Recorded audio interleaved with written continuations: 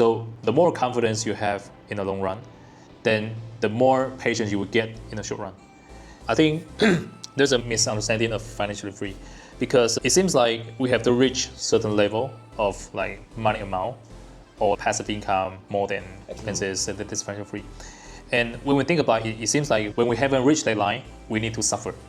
The world's wealth is not distributed by your job or salary or what major you are in. It's distributed by what kind of problem that you resolve. Saving is a sort of a made, right? Okay, so saving is everything. Yeah, but I have to say saving, there's nothing right, there's nothing wrong with saving. But if saving is the only thing you can do for money management, then there's a big issue.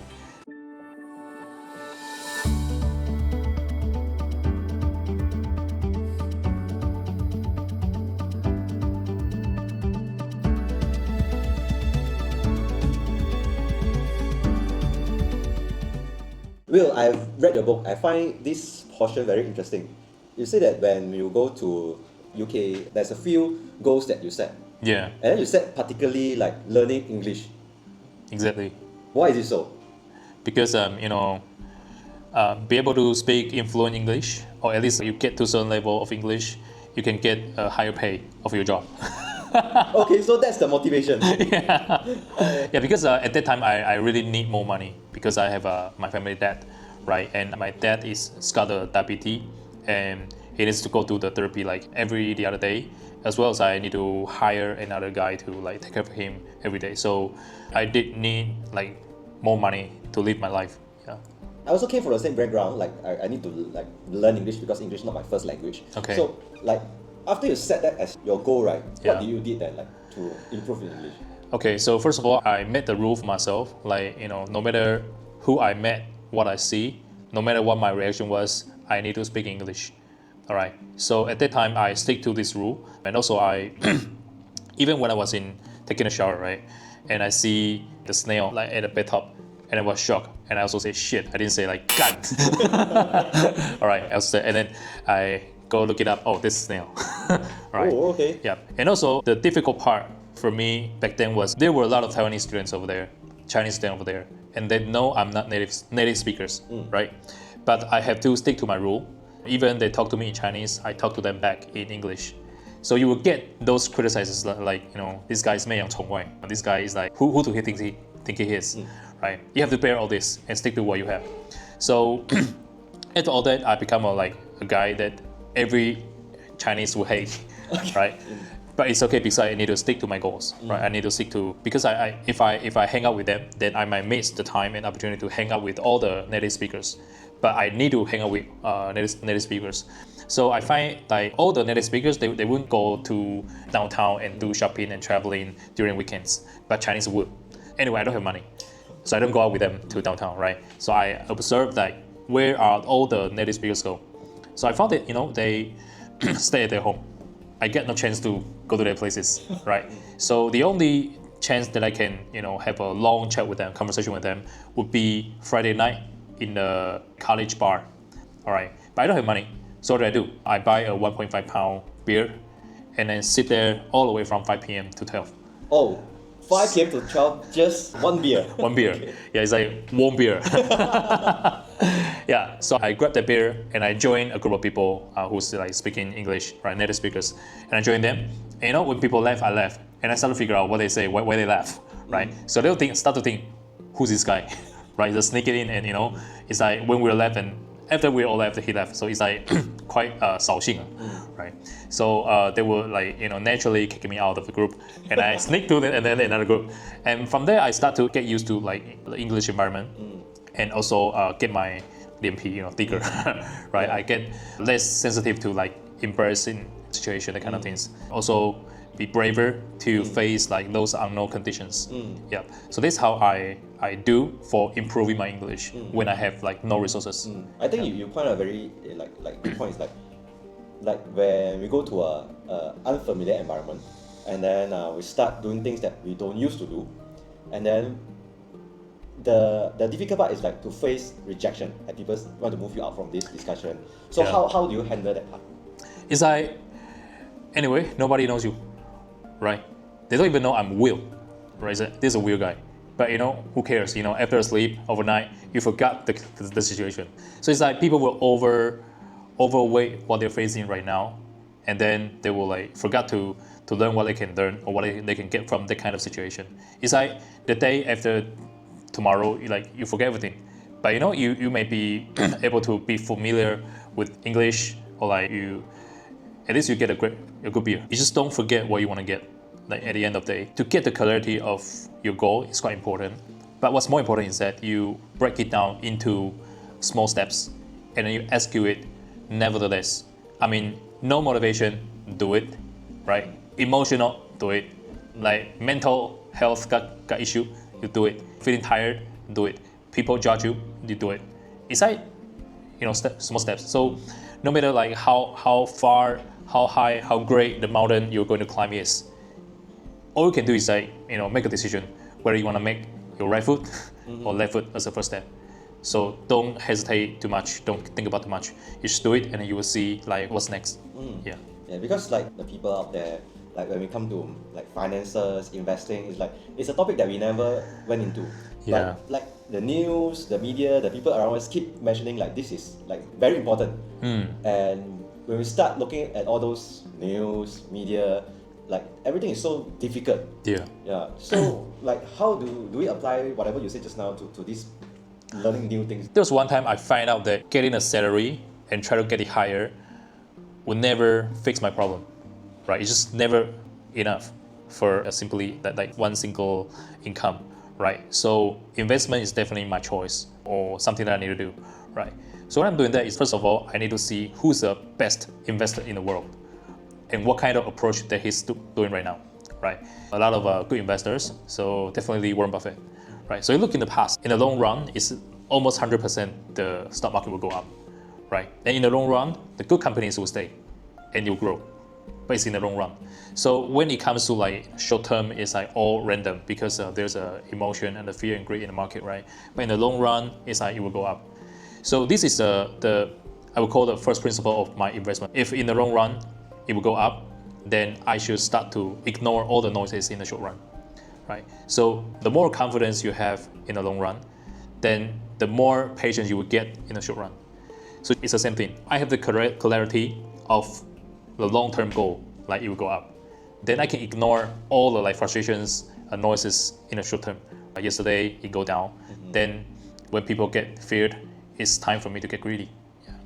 Well, this is a very timely matter that we face right now. Because last night, some of the companies, like semiconductor companies, like dropped like more than 6%, 10%.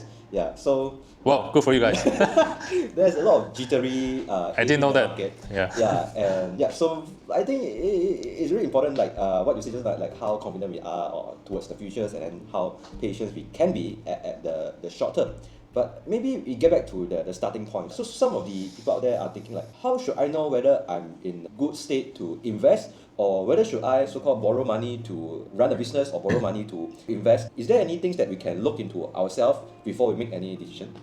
Yeah, I think review your current financial status is definitely important, right? It's quite a key for you to make a decision further, right? No matter what kind of financial situation you are right now, it's basically in the 4 quadrants that I draw in the book. So number 1 is your income is more than your expenses, and your asset is more than your debts. All right, so this is like first quadrant. The second quadrant on the like left top corner, your asset is more than your debts, but your income is less than your expenses. So we normally see these people, group of people, retirement people, old people who pay all the house loans and they start to get retired but no income. And the third quadrant, which is where I was from, is you have a negative net income and negative assets or like equity. And the last quadrant will be mostly see in those young people, like they have education loans. So they have a like positive income, a net income, but they have a negative assets and negative equities. Yeah. So for all the 4 quadrants, if you want to start to invest, I would suggest if you are at the third quadrant, you don't think about it. All right, your priority is to think about how to survive. And what's the definition of survive? Is to get your income more than your expenses, including the debt you have to pay, like monthly debts. So if you're in the first quadrant, then it's easy. Definitely you have some amount of money for you to invest. So just be aware of the asset allocation. You have to think about the 4 buckets in the book. For the second quadrant, it's about like the liquidity. So for those people, their assets are mostly fixed assets. So it's like how to think about how to get more liquidity from your fixed assets. So you can get to the bank and get some money out, and then you can do like refinance and kind of things. And for young people, then a no-brainer, you start to do like DCA, the kind of things. Like you pay $500 a month and then do a long-term investment. Yeah. And as to borrow money or leverage the money from the bank to do the investing, just be sure that the money you need to pay back to the bank should be no more than 52% of your monthly net income. So this is the number 1 rule. So if you can do that, then it should be okay. Yeah. Okay. Looking at all this, in the end of the day, what money means to you then?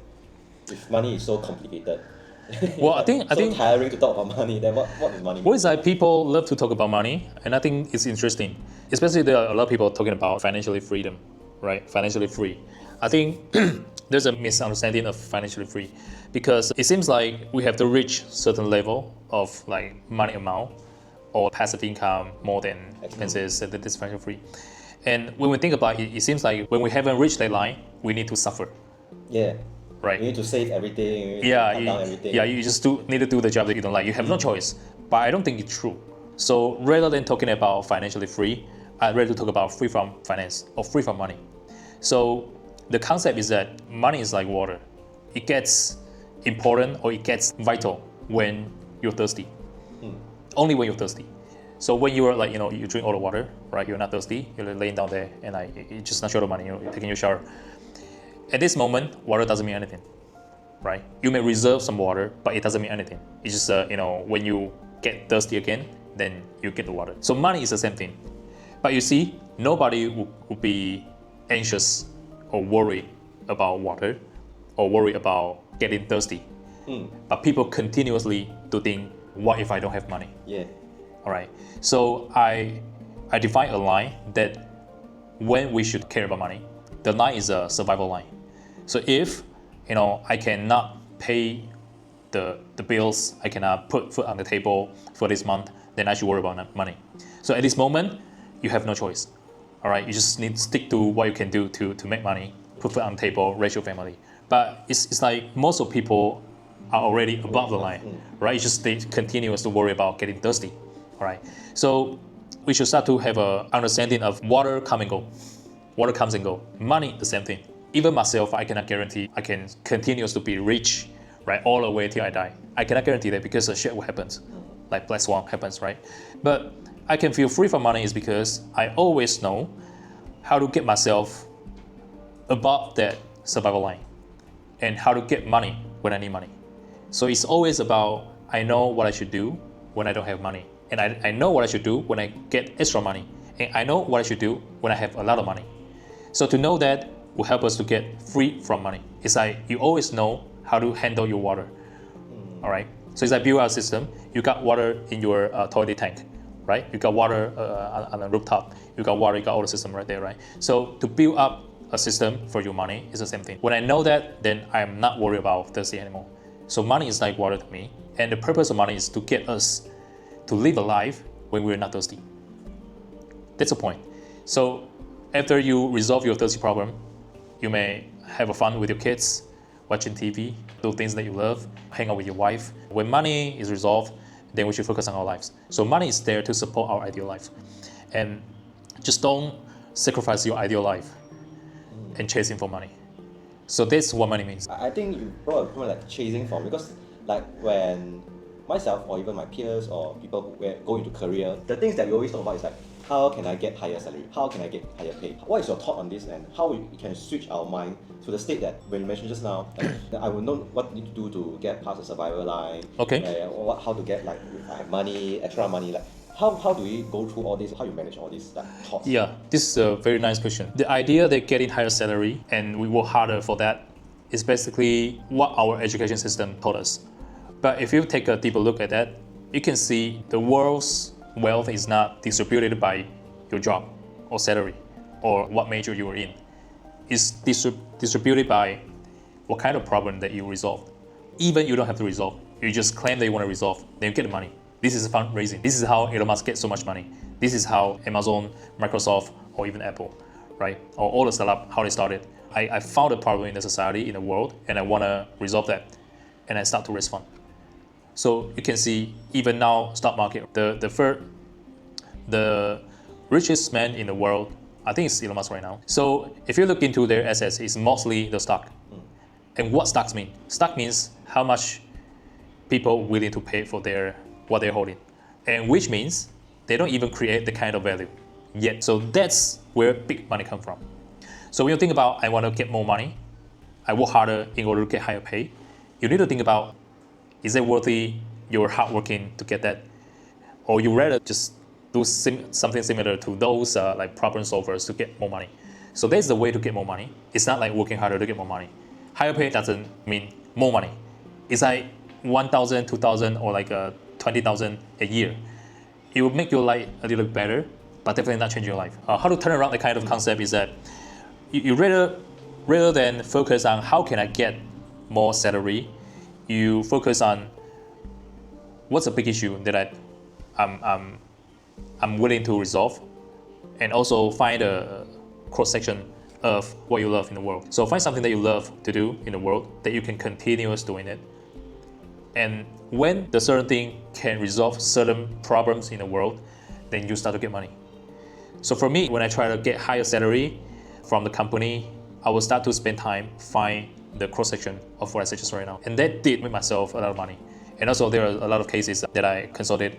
Yeah, they're having the same thing. It's quite straightforward. The company isn't full. He'll pay you certain amount of money in order to make you do something more for him. All right. So it's definitely not a good way when you want more money and you work harder for the company. Yeah. So instead of that, you find I call it NPS model, something happy. Or you find something that you do will make you happy and meaningful. Meaningful means when you do it, it benefits other people, benefits yourself, and you have strength or you have advantages. So advantage means you just don't feel tired, or you can hardly feel tired when doing certain things. So once you find the intersection, then that's something you need to develop. Okay, so instead of working harder for your company, you're working harder for finding it out and grow your skill on that. It's something like ikigai, like yeah, you find similar. the cross section. Yeah. Yeah, and I think maybe you purposely miss out the money part in the tree circle, like making money, like NPS. Then where's money? Okay, it's on the meaning part. So you do something good for other people and good for yourself. That's where money comes from. Okay, it's just ikigai. Take that part out and make it do something that the world's willing to pay you money. Yeah, but when you do something like that, then it's a business model. I think in the end, we're doing the things that we like, and then how we bridge it to like asking people for money. Okay, that's good. So for my own experiences, I started when I was a quality engineer in iPhone while I was in Shanghai. I found that I love to teach my team things. And the reason is to decrease my workload, because if I'm the only guy who can reply English emails, then I cannot sleep. So I teach them what's the normal words they can learn. So I taught English to them, all right. And secondly, I teach how to write SOP to them, and then I teach how to generate reports. And I started to teach some of them how to have a meeting with Apple guys. So I found I enjoy teaching. I enjoy teaching a lot, all right. So I start to learn a lot and teach a lot. I read book and I do book club, the kind of things.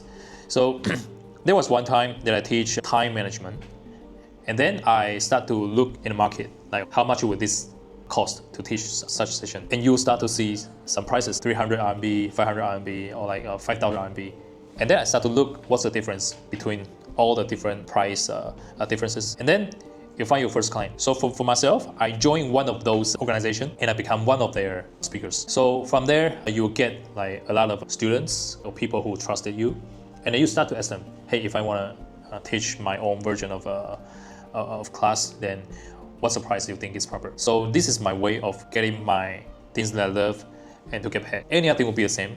Even it's helping out taking care of your pets or building websites or copywriting, that kind of things. There are a lot of platforms right now. You don't have to go through a complicated process like I did before. You go to a lot of websites. They have big or they have freelancer stuff. Then you can test it from there. Now, when you mention you go into learning and stuff, I get a lot of inspiration. Like you start off finding things that you love. Yes. Like you love teaching, you love sharing your knowledge, and then you go find out things that you find meaningful when teaching, which is time management. And then when you go to that stage, you go into the organization. Like, I believe you spend some money. A lot of time when we come to money, we are being brought up like we save as much as we can. And then we just save whatever we have. And then we would control our spending. In terms of like finances wise, how you like manage, or how you justify your spending, saving versus spending? Like, what is your thinking thought on that? Oh, that's great. Because I've seen a lot of people, they focus on saving. Because in the last generation, they just tell us to save everything that you can. Saving is a sort of a made, right? Okay, so saving is everything. Yeah, but I have to say, saving, there's nothing right, and there's nothing wrong with saving. But if saving is the only thing you can do for money management, then there's a big issue. The money you can save is definitely your income minus your expenses. So the most you can save would be all your income without any expenses. And then let's calculate with a lifetime how much you can save. You can count it, right? So with that amount of money, it's definitely not help us to be like financially free or like retire. We need to get the money grow. All right. So for myself, my principle is that I define what's the ideal life that I want to have, and I will live the life, stick to the kind of expenses. It's not like my expenses grow all the way with my income. For example, you have a 10,000 income, then you spend like 5,000, and now you have 100,000, you spend 50,000. I don't think it's right. Yeah, because it's just not right. All right, because life quality doesn't grow with your money. 10 times income shouldn't be 10 times quality. 10 times expense shouldn't the quality 10 times better. Exactly. Yeah. So I define my ideal life quality first, and I stick to the quality. So as my income grows, I can easily calculate what savings that I will have, or like what extra money I will have. So from all the savings, or like all the net income, I will take half of them into my investment account. All right, and half of them I put it into number one, emergency fund, and number two is big topic, or like theme buckets. What are the theme buckets? Is like education for my kids, all right, traveling for family, or like houses back in Taiwan. So these are like theme buckets, all right. So other than that are all investments. So I can just simply let the investment grow without, I want to buy a car, so I sell my investment. I don't have to do that because I have the theme buckets, all right. And I can also see I'm getting closer to the things that I want to buy. And in the meanwhile, I can also have my own ideal life. So this is my principle of saving money and allocate my money. Seems like a lot of things to manage, put into the different buckets. And by the time we put into different buckets, we are so tired to do other stuff, or even go into investing. Yeah. So for new investor, investing seems like a very, very hard thing or hard topic to do. But from what I learned from one of the things that you said, like we don't need to understand everything about investing to start investing. Yeah. Like how does it work? Because if I don't understand, I don't know, what if I lose money? Like there's a lot of like afterthought, things like that, like I worried about. So like why don't I need to understand everything then? Exactly. So we have to tell what's noise and what's signal, all right? And so that we can know what to pay attention to and what's not. So in a market, the most difficult thing is not to make certain decision of doing something. It's always to make decision to ignore something. And for normal people, we have our things to do, we have our business to do, we have our family to care, health to care, all right? I prefer everyone to get the simplest way of investment, which is passive investment. So what's passive investment is a ETF, right? You just grow with the world, or you grow with the best companies in the world, all right? You can also say you just let the top 500 companies work with you, S&P 500. So you just put some money into that market and you continue to buy. In the long run, as I say, statistics shows that it will just be there, all right? You just grow, all right? The only thing you need to do is that ignore all the noises on the way. From my own experience, I bought NVIDIA in 2014. And you can see like it's growing like so much more right now, right? And people will say, hey, Will, you're just so good at picking stocks. But what I want to say is that it's not I'm good at picking stocks. Hey, a lot of people buy NVIDIA back then. And I also picked a lot of shit companies by then, right? The hard part is that how can you hold it for so long? This is the hardest part, all right? You can see 2018 is like going down, 19 going down again, and 2022, okay, going down again. So how can you continue to hold it at those tough times? It's by you can ignore all the noises and focus on what's the important signals. So the important signal for me is fundamentals. So the company got its moat. The company's got fundamental like financial reports continue to grow. They got enough cash to decrease their risks. Then that's something that I'm looking at. So you don't have to look anything in order to investment. You should look for key ratios to invest. So let's say if I would like to start looking into investing key ratios, what are the ways that I can do that? Well, go open a broker account. This is number one. Go buy this book. We don't have an English version right now. You just, okay, go register a Chinese lesson first. Just kidding. Yeah, you can just join GoodWhale. I think there's a lot of resources for you to start your financial and investment journey. Let's say assume we invest, we have pots of funds, money, and what is the biggest wealth that you thought like for you? I think the differences between money and wealth for me is